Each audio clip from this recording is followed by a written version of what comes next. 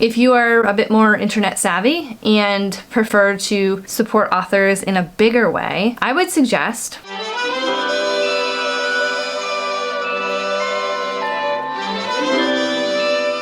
so it's Sunday. My hair kind of kept up pretty well throughout the night, which is one thing I love about going to the hairdresser. I just got up a little while ago, got my coffee, and I have the urge to write. So I'm going to work on chapter 25 and see how far I go. As I said, I usually don't do that. I don't work on the weekends usually. But with kiddo somewhere else for the night, which was a blessing and a relief because I got all my vlogmas ready for this week and also did some like household things that I needed to do, so I feel really good, refreshed, and just open for creativity. So let's go.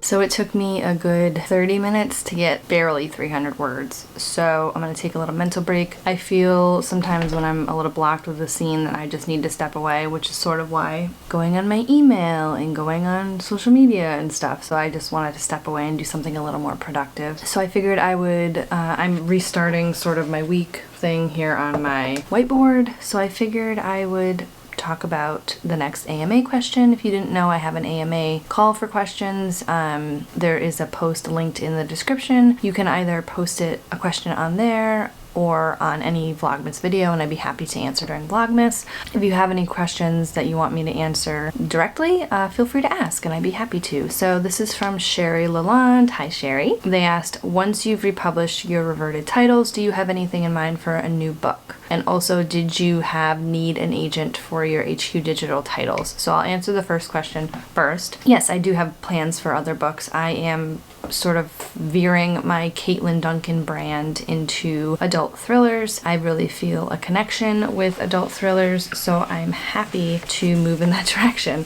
So I did have one that I queried in 2020 through earlier this year, and I had quite success with agent requests, but nothing specific to them wanting to sign me, which is fine. I understand the market is really hard now, and this is sort of like a quirky little book. It's not really specifically mainstream. I did have a conversation with an editor at a publishing house who I submitted to directly, which sort of leads into the next question. So, and we had a conversation, and I sort of felt, well, the conversation was amazing, and I'm so glad I had it.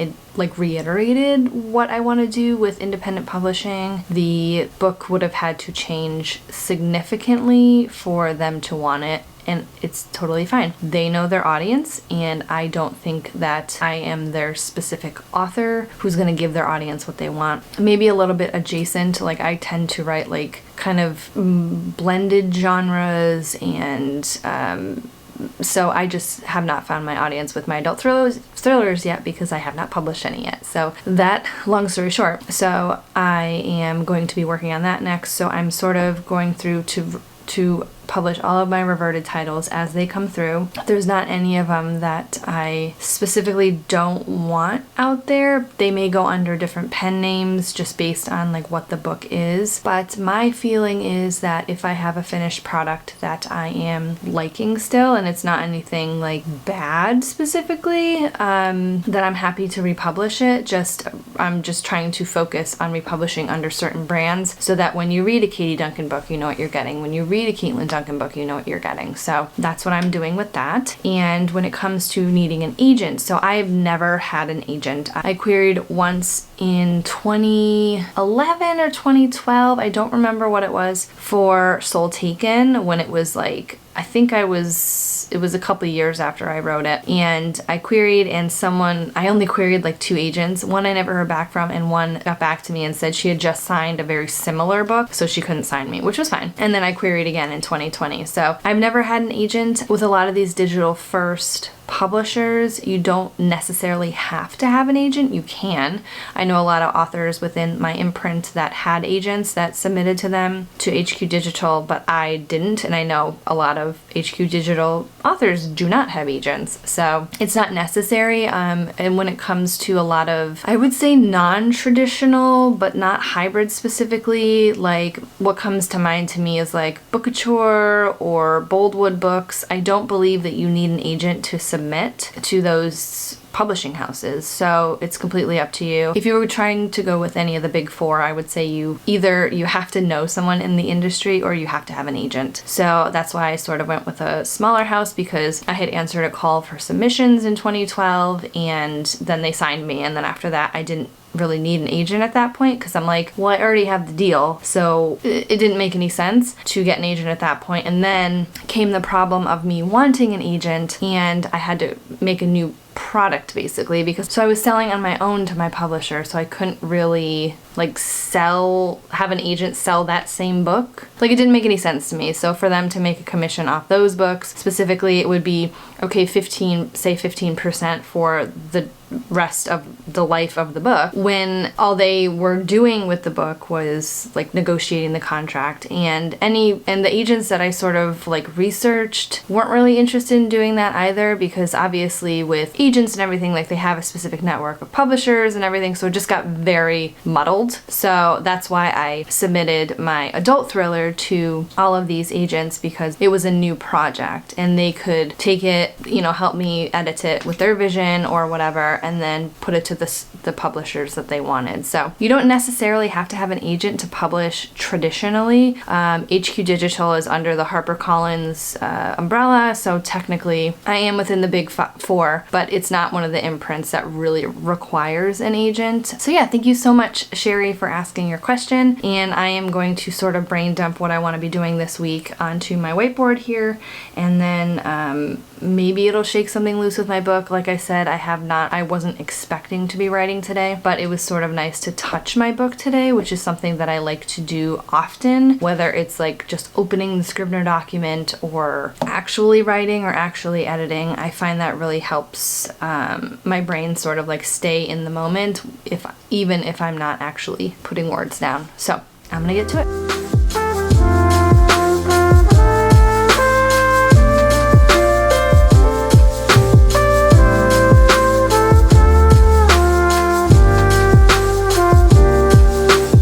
So I am pretty much on target with my week and just the things that I need to be doing. I need to work on a newsletter that's going live on Thursday. I also need to do something else that I forgot, which is how my brain works. So I'm gonna write that down real quick. I'm hoping to do a promotion for my books in January. So basically, I am really, really big on supporting authors as much as I can. Obviously, it's my industry. And I had a discussion with Joanna Penn. So during our interview for her podcast, which I'm not sure when that's going live yet, probably sometime in Q1 of 2022. She wasn't specific with when it was going live yet. Probably because she's so busy and she plans so far in advance, but we were discussing direct sales for authors and selling from our websites, because when you use platforms such as PayHip, that's the one I use, so I won't speak to any other platforms in terms of like royalties and stuff, but when I sell from my website, I make so much more money, so many more royalties than I do with Amazon or Kobo or Google Play or anything like that. And I also get the money straight away, which I absolutely love, because with a lot of these other platforms, these distributors, just the way that they're structured, sometimes you don't get paid for 2-3 months out from when a sale is made. And that's normal. I mean, typically with my contracts with my traditional publishers, I didn't get paid sometimes I maybe get paid every 3 months, depending on like book sales and stuff, and then that's sort of in the rears. So anyway, I love the idea of direct sales. I have set up my own PayHip on my website if you're interested in checking out my books. So all my ebooks are on there that I own the rights to. I do have some placeholders for paperback books. Now, I haven't quite figured out how I want to do paperbacks yet. Like personally, I don't have enough time to have someone order from me and package one thing and get it to the post office in time. Like that puts a lot of pressure on me and my life and my schedule. So I would like to run some sort of promotion. I do want to get rid of some of my stock that I have. I bought some stock from my publisher for Wrapped Up for Christmas and Barefoot on the Beach, and I'd love to like get rid of stock if I can. I don't have any live events coming up anytime soon, and I'm just living in New England and there are not outdoor events right now, so I'd love to get rid of some of my stock just to clear some space, as I've been decluttering a lot in my office lately. So, and I also, in a sense, which Joanna and I sort of talked about, is sort of training our readers to go to our website to purchase books. I have set up, as she has, like loyalty codes. So say you purchase a book from me, you get a code, so next time you get a certain percentage off. If you order more than one thing, you get a percentage off. So like, and even that, having that percentage off, like I'm speaking as an author here, like not as a consumer, having that percentage off, I still make the like higher amount of money than I would through like Amazon or any of those other distributors. So I think it's like a wonderful thing. Sure, it does not affect rank. So if you are an author who is very concerned about rank and reviews, I mean, all authors are concerned about reviews, but if you're concerned about rank on Amazon specifically, I don't think anyone talks about rank anywhere else, then direct sales is probably not for you, because when someone buys from my website, like I don't get the opportunity to have my rank go up on Amazon. But you know what? At the end of the day, I'm an author, I have an author business, I'd like to get paid, and I'd like to get paid as much as possible for my art, basically. That's my little thing about direct sales. So what I was intending to do is to plan a promotion only on my website for probably January, February, and sort of start training people to come to my website versus Amazon and all that, because it benefits me as an author. This is like you going to your local jewelry shop or your local whatever shop and buying directly from them versus buying from their Amazon store. And I'm not saying Amazon is the worst, because a lot of people buy books on Amazon. It just is what it is. And for me to completely say like, oh, Amazon's horrible and blah, blah, blah, like I'm not going to, because it pays a lot of authors' bills. But when given the opportunity to see an author and their shop on their website, just to let you know, they make more money that way. And you're in the business of supporting authors. And if you love to support authors, that is one way you can absolutely do that. I understand it's a little more difficult, and if you're not necessarily like computer savvy, you know, if you're just like the type of person who likes clicking a book on Amazon and then it appears on your Kindle, amazing. And that's totally fine. I'm not knocking anyone. If you are a little more internet savvy and app savvy and you go on there and you buy from me or any other author and you get the Mobi file in your email, or with mine, I set it up through BookFunnel, so you do get the copy of the book in your email, but you also get the BookFunnel link. So if you have the BookFunnel app on your phone or whatever device you have, your tablet, you can just read it directly from there. You just have to put in the code, boom, it's on your phone. Also too, having that Mobi file in your email or EPUB file, all you really have to do is click on it and on your phone or on your tablet, and then you can open whatever application that you read on. So you can still read on your Kindle. It just takes that sort of one extra step. If you are a bit more internet savvy and prefer to support authors in a bigger way, I would suggest the next time you want to buy a book from an indie author, they take a look at their website and see if they have a shop there, and if you can buy from them directly, it will absolutely exponentially benefit that author and their business if you purchase from them direct. So that's my little thing about direct sales. I was hoping to do a limited promotion with like a special code that you can purchase books from me.